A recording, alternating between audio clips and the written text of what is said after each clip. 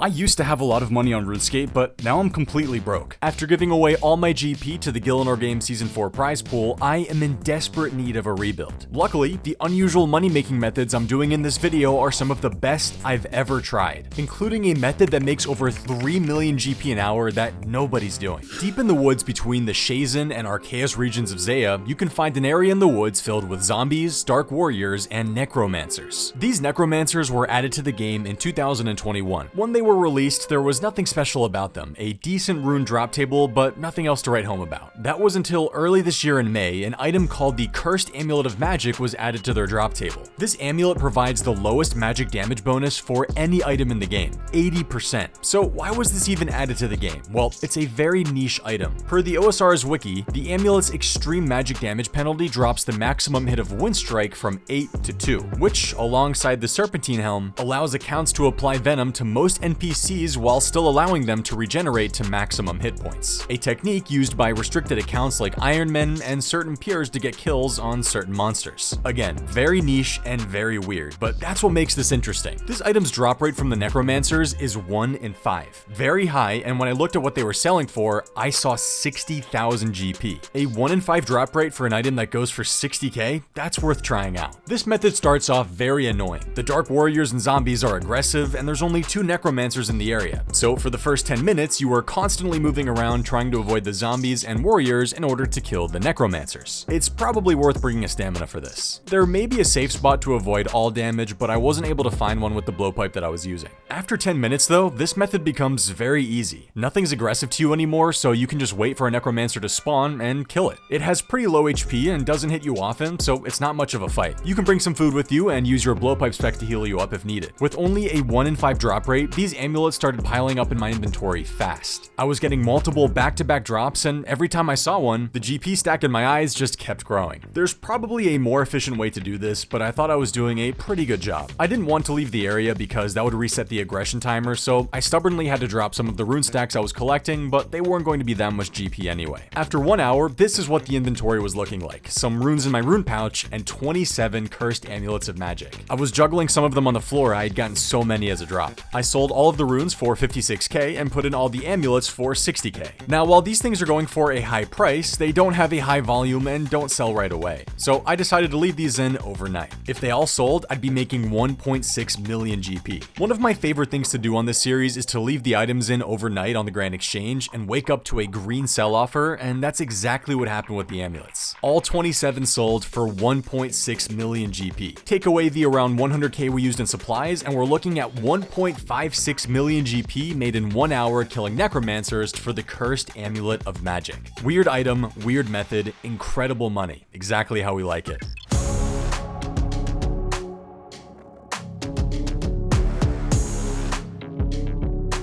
Crazy goal here, but can we hit 400,000 subscribers before the year ends? I think we can. Make sure to subscribe if you haven't already. I'd really appreciate it. While these money-making methods may be unusual, there's absolutely nothing unusual about saving money, and that's where Rocket Money can help. Fun fact, I had an Xbox Live subscription going for 4 years that I didn't know about. A bunch of money down the drain, and I stupidly didn't realize it at the time. Rocket Money would have been so useful. Rocket Money is a personal finance app that helps you cancel subscriptions, lower bills, and manage your money better. They've helped save their members up to $740 a year when all their features are used. Over $500 million have been saved in canceled subscriptions alone. Most of my viewers are in their 20s and 30s, which is the age range where we need to start thinking about putting some money aside for our future, and Rocket Money can help you with that. The best thing is they cancel unwanted subscriptions for you. You can even cancel from the app. Rocket Money takes care of everything. No customer service calls or chats needed on your end. On top of that, they can negotiate to lower your bills for you, like your internet or phone bills. I highly recommend taking advantage of their budgeting features, which lets you analyze your spending habits to create a custom budget that works with your lifestyle. And guess what? You can get started for free. To save more and spend less, join the over 5 million members using Rocket Money today. Go to rocketmoney.com/super or click the link in the description to get started for free. You can also unlock even more features with Premium. That's rocketmoney.com/super to get started for free. One thing I like to do from time to time is to take a look at the prices of items on the unusual money-making leaderboard. I always see comments on these videos saying, oh, you've ruined the method, it's no longer viable, you can't make money off it ever again. And while that can occasionally be true in the short term after a video comes out, it's almost never true in the long term, and this method I'm about to show you proves that. The 30th ranked method on the leaderboard is Mithril Seeds. I covered this back in early 2022. Pretty much you grab about 1 million GP, head over to the Legends Guild, go to the top floor, and buy Mithril Seeds from the Legends Guild shop of useful items. He has 6 in stock, and you can buy them for 300 GP each. Now at the time, you could sell them on the Grand Exchange for over 700 GP each, a really nice margin. We made over 900k an hour doing this. Now I want you to take a look at the price of Mithril Seeds right now. 2,000 GP each. 2,000. A high volume item with a huge margin? We've got to try this again. This is a classic hop and shop method. We fully buy out the stock from a shop, hop worlds, and repeat. Luckily, I didn't find a single other person doing this, so every time I finished hopping to every world and buying out the stock would be refreshed when I started the world hopping rotation again. Hop, buy out the shop, and repeat. A lot of clicking, unfortunately. There's absolutely nothing AFK or low effort about this, but here's the thing. Every single time I bought 6 Mithril Seeds from the shop, I was profiting 10,000 GP. On average, I'm making over 50,000 GP a minute. There's not much more to this method other than hopping and shopping, so here's what I ended up with. 1,945 Mithril Seeds purchased in 1 hour. It cost me 603,000 GP. As soon as I put them into the Grand Exchange, I knew we were in for some actually insane money. As usual, due to the Grand Exchange tax, I tried to put the items in for a little higher than usual in order to get a bit more money. So I put them in for 2,000 GP each, waited 15 minutes, and all of them sold for 3.85 million GP. Take away the 600k we invested, and we are left with a final profit of 3.25 million GP in 1 hour. Over 3 million GP an hour buying Mithril Seeds from the Legends Guild. If I were to do this method as a competitor on Gillinor Games in the money-making challenge, I would be seen as an absolute hero. That GP per hour is equal to some of the best money-making methods in the game, and for how little you have to do, it beats out most of the methods by a mile in my book. So what have we learned from this? While the methods I put in these unusual money-making videos might not work right away, make sure to pay attention to price changes because they can go from good to incredible, just like this one.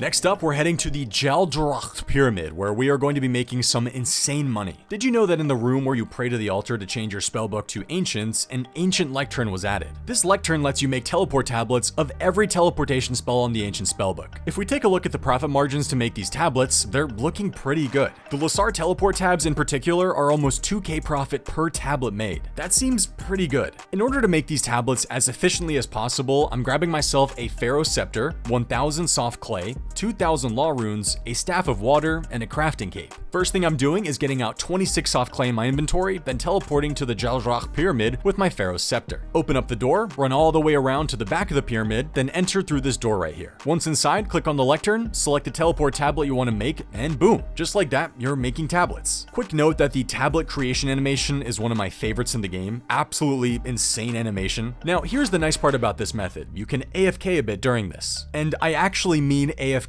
Like, you can go away from your keyboard, get some water, come back, and you're still doing the method. None of this fake AFK that's so common these days where people say, oh, this method is AFK. You only have to click every 3 seconds. That's not AFK, that's low APM. Don't even get me started. Please tell me I'm not alone on being very passionate about this. It takes exactly 1 minute for you to finish 26 teleport tablets, so feel free to do whatever you want for 1 minute while you make these. We love a good bit of true AFK. When finished, teleport to the crafting guild, bank all of your teleports, get out more soft clay, and repeat. I kind of really like this method. It's a nice mixture of not having to pay attention too much and still making hopefully really good money. I didn't even know that this lectern was added into the room, let alone into the game, so when I was told about this, I definitely found it to be unusual and a great fit for the series. After 1 hour, I'd finished making all 1000 Lasar teleport tablets. Now it was time to sell them on the Grand Exchange. As usual, I decided to put the price a little bit higher and sell them overnight to try and squeeze some extra GP out of the method. I decided on 2300 GP as the final price. I confirmed the offer and waited overnight for all of them to hopefully sell. I woke up to 325 of them having sold. Not the beautiful green bar we wanted to see, but that's okay. At least some of them managed to sell. At this point, I just decided to insta-sell them for a bit over 2100 GP, which luckily they did. Which means, in total, we sold all of the teleport tablets for 2.15 million GP.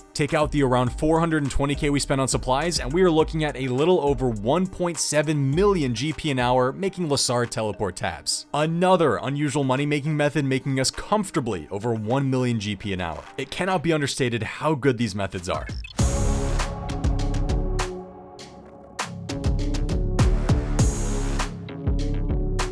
If you were wondering how I was able to make some money back since Gillenor Games ended, well, in my never-ending quest to max this account, I've been doing some rune crafting. I'm all the way up to level 94, and it turns out doing blood runes is kind of good money. This little stack I've crafted is now 71 million GP. Not unusual, but I'm feeling proud about this one. For this next method, we're getting weird. I'm talking turn yourself into a goblin weird. After the completion of the quest Land of the Goblins, you get access to the Goblin Temple, which can be found inside the cave right next to the Fishing Guild. Head all the way northwest through the cave, and the entrance to the temple is right here. There is something inside of this cave that has the potential for some seriously good money. The thing is, in order to get in the cave, you need to turn into a goblin. To turn into a goblin, you need a goblin potion. A goblin potion requires one unfinished toadflax potion and some pharmacose berries. Berries which I'm guessing many of you didn't even know existed or forgot existed. These berries can be found right here next to the Makeover Mage's house just north of the Crafting Guild. You'll need quite a few of these berries for this method, so make sure to stock up.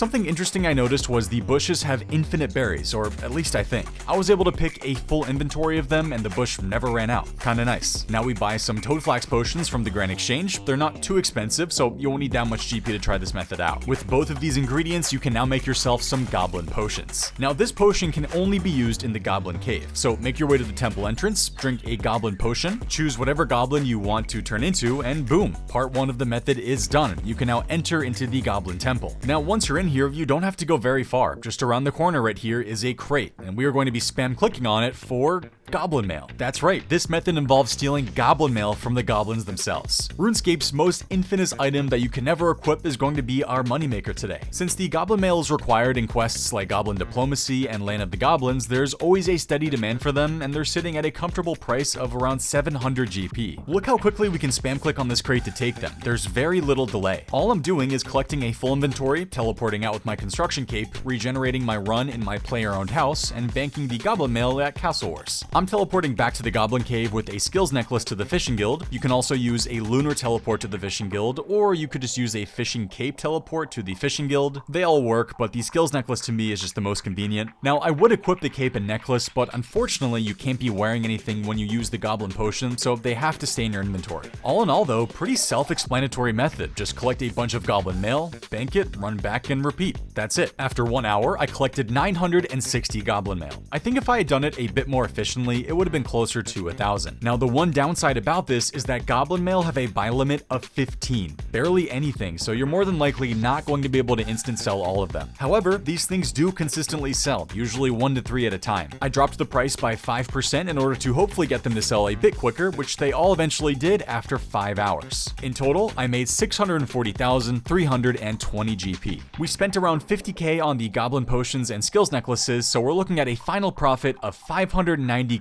stealing goblin mails from the Goblin Temple. That's a really solid amount of money for not doing much at all. I could see this being a really great starter moneymaker to get yourself a good initial cash stack, maybe for something like a GG challenge. We'll just have to wait and see.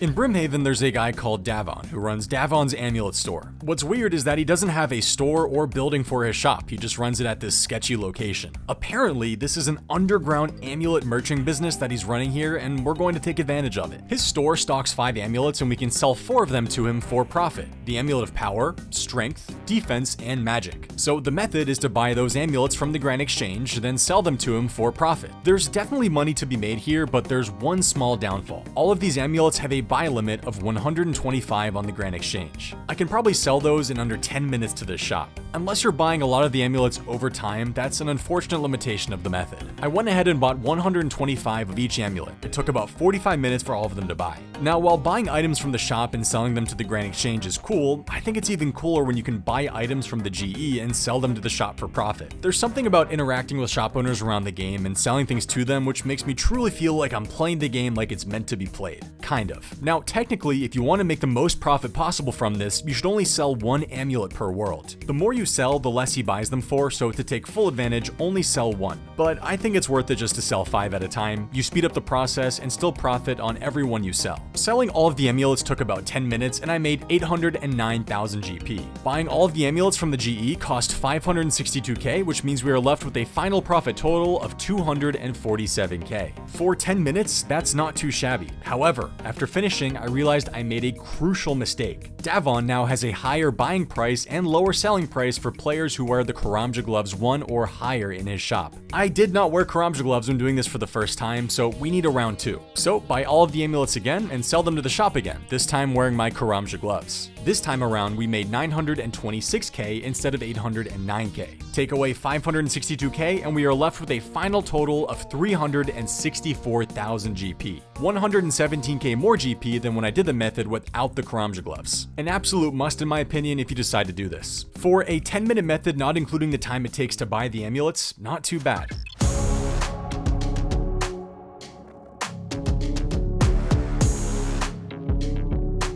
If you have any unusual moneymakers you'd like me to try out, make sure to send them to me on Twitter or in my Discord. You guys are absolute pros at finding some of the best methods in the game, and I'm excited to see what you guys send my way. For all of you who are itching for more content and specific Gillenor Games content, make sure to subscribe to my second channel, Super, which you can find in the description of this video. I've got a bunch of behind the scenes videos up on there, and the episode 1 review of this past season is now up, so make sure to check that out. Thank you all for watching, and I'll see you guys in the next one.